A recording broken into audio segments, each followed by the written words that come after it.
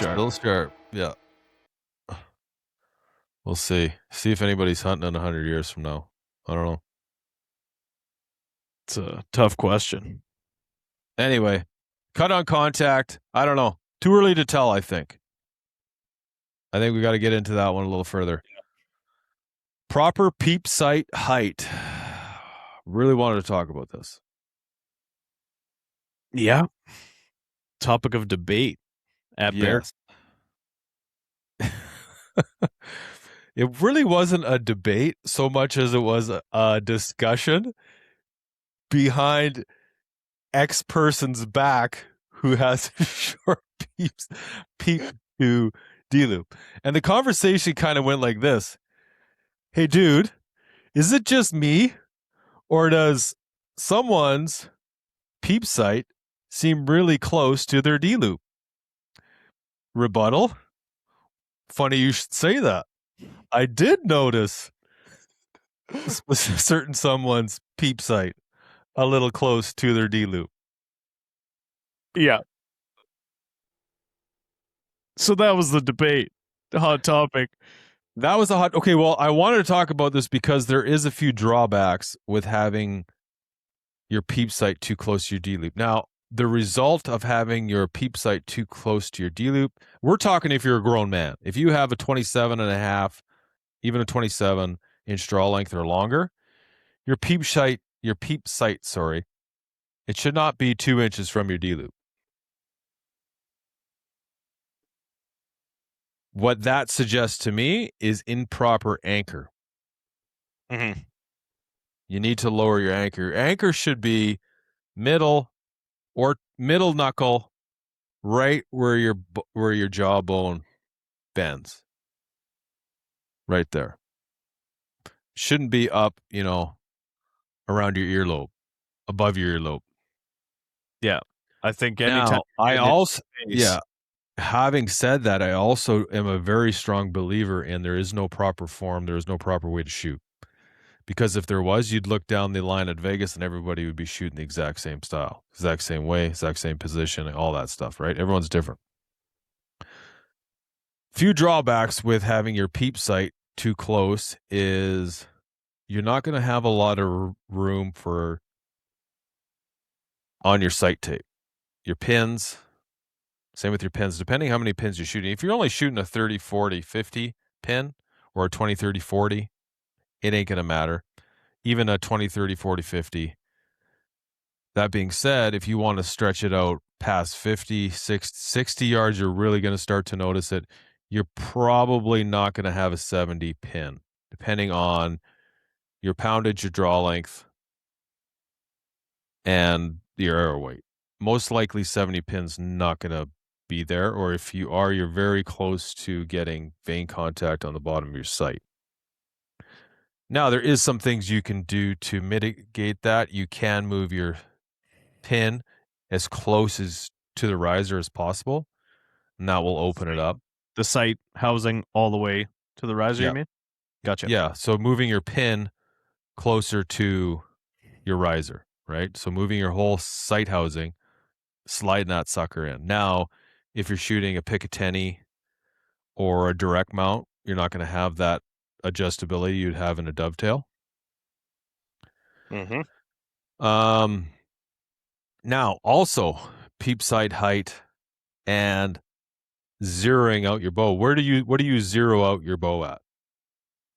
20 yards?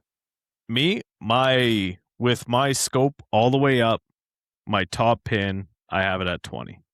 20. So when you first initially set everything, you're setting your peep sight to 20 yards.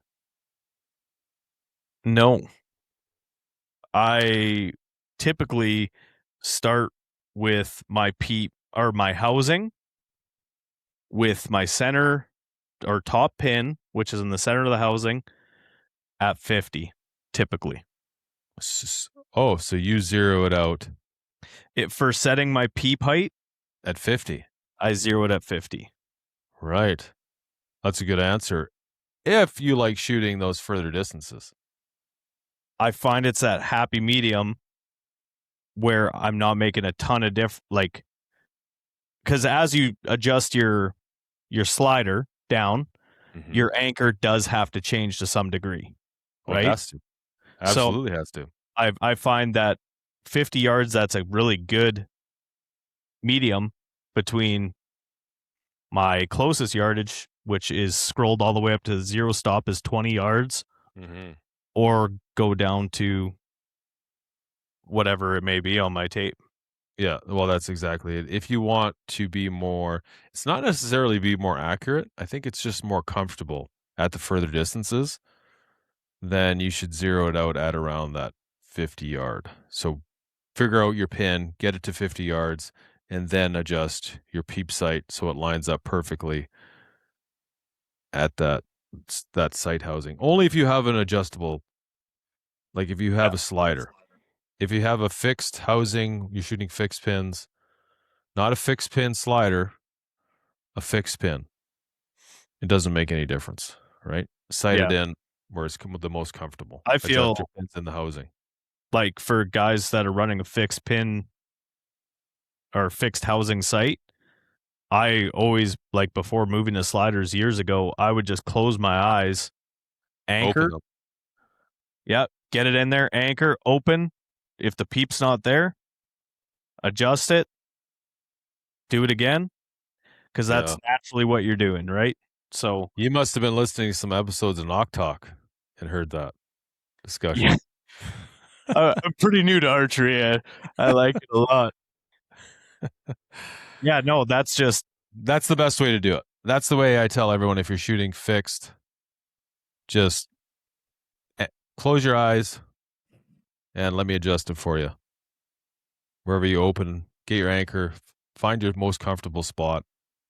Should be low, should be right around that jawline, your middle knuckle. It all depends too what kind of release you're shooting. And definitely if you're switching your release, you should be switching your anchor, and your peep height's going to change.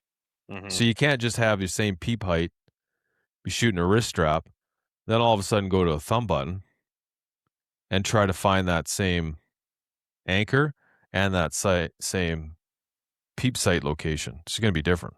It should be different because your anchor's completely changing. yeah. Yeah, I mean, there is some handhelds that are very comparable in neck length and angle and stuff like that, but even so, I've found, like, say the UV hinge to the button, I even found that it was still just minutely different jumping back and forth, and they're built to be, you know, a direct changeover, but, you know. I've noticed a difference in the barrel, like changing the barrel on the stand. I notice a difference. Yep. It's slight. I don't think a lot of people would, but I do notice that difference. Just because my barrel sits firmly in my hand, and it's hard to explain. So like my release, if I have is it's very hot. Yeah, it's light. It's very light. It's basically you can't get it any lighter and it'll still click. It's basically I hold it down and I turn it until it releases, and I give it one turn until it catches. So if the bigger barrel is sitting in my hand, the where my thumb meets my hand, I can't have as much pressure on there because it will go off. So like that, the diameter, that slight diameter difference in barrel size will set my release off just by the way if I hold it the same way.